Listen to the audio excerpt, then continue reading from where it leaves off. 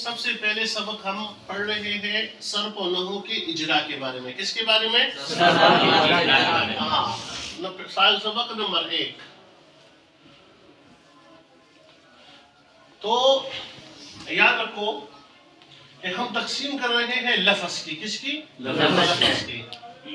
لفظ الفاظ ما يتلفظ به الانسان سواء قلیلا او کثیرا، یعنی جو زبان سے نکلتے ہیں ان کی ہم کیا کہتے ہیں؟ اس کو الفاظ کہتے ہیں. اب چونکہ ہم عربی زبان سیکھ رہے ہیں نا، کون سی زبان سیکھ رہے ہیں؟ عربی زبان سیکھ رہے ہیں. تو عربی زبان میں لفظ کو تقسیم کرتے ہیں مفرد کی طرف اور مرکب کی طرف. کس کی طرف؟ مفرد کی طرف. پھر یہ ذہن کے لفظ کو فارسی میں صیغہ بھی بولتے ہیں. کیا؟ صیغہ. کیا؟ صیغہ. پھر یہ صیغہ لفظ دو قسم پر ہے، یا تو مفرد ہوگا یا مرکب ہوگا. کیا ہوگا؟ پھر مفرد کی 3 قسمیں: اسم، فعل، حرف. اسم کی تعریف، علامات اور مثال. اسم کی فعل کی تعریف، علامات اور مثال. حرف کی اسی طرح یہ تقسیم ہے 3 طریقوں سے. اتنی باتیں سمجھ میں آ گئی ہے؟ جی. اس کے بعد پھر اسم کی ہم تقسیم کر رہے ہیں. تو اسم میں 4 باتیں معلوم کرنی. کتنے؟ 4 باتیں.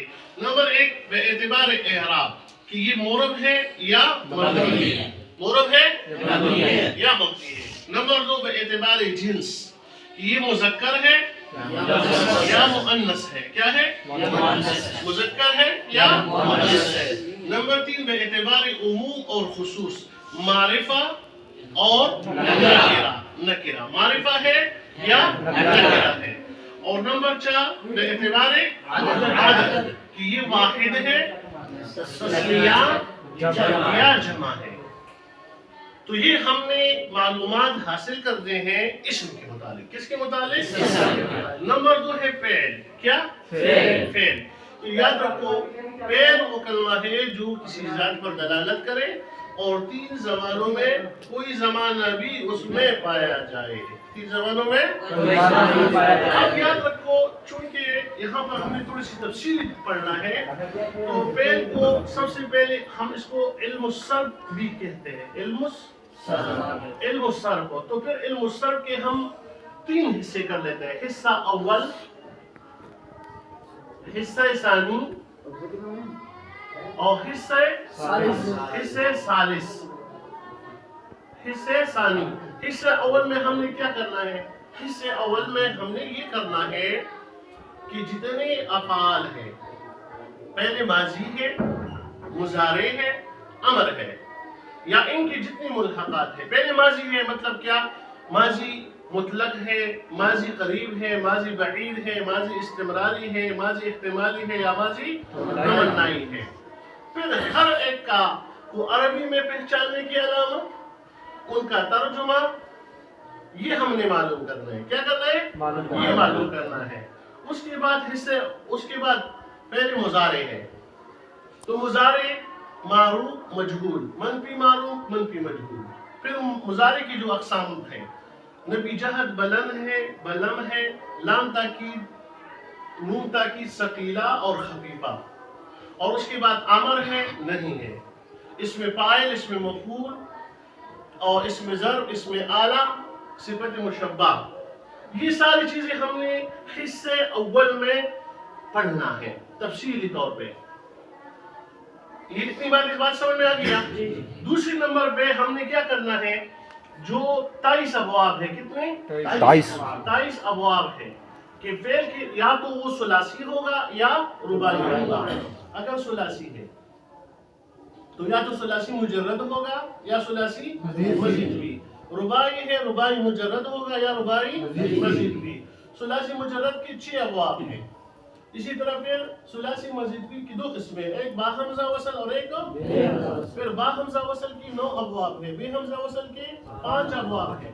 اور رباعی کی 2 قسمیں، رباعی مجرد، رباعی مزید بھی. تو کل ملا کے 23 ابواب. پھر ان 23 ابواب کی معنی کیا؟ بھئی ان 23 ابواب کی کیا معنی ہیں، جن کو علم الصرف کی اصطلاح میں خاصیات بھی کہتے ہیں. کیا کہتے ہیں؟ خاصیات میں سے بعض لوگ تھوڑے سے اس بات میں غلط ہو جاتے ہیں کہ وہ کہتے ہیں یار خاصیت کی تعریف کیا کرتے ہیں کہ خاصۃ الشیء ما یوجد فیہ ولا یوجد فی غیرہ. یہ منطقی اصطلاح ہے. یہاں پر منطق اصطلاح مراد نہیں ہے، یہاں پر مراد نہیں ہے، بلکہ یہاں پر خاصیت سے معنی مراد ہے. کیا مراد ہے؟ معنی مراد ہے. کیا مراد ہے؟ معنی مراد ہے کہ بھئی اگر یہ 23 ابواب ہے تو باب فعالہ یفعل جیسے نصر ینصر، اس باب کی کیا خاصیت ہوگی، اس کا معنی کیا ہوگا؟ باب ضربہ کا کیا معنی ہوگا؟ باب سمعہ کا کیا معنی ہوگا؟ ان کا پہچان کیا ہوگا اور ان کا معنی کیا ہوگا؟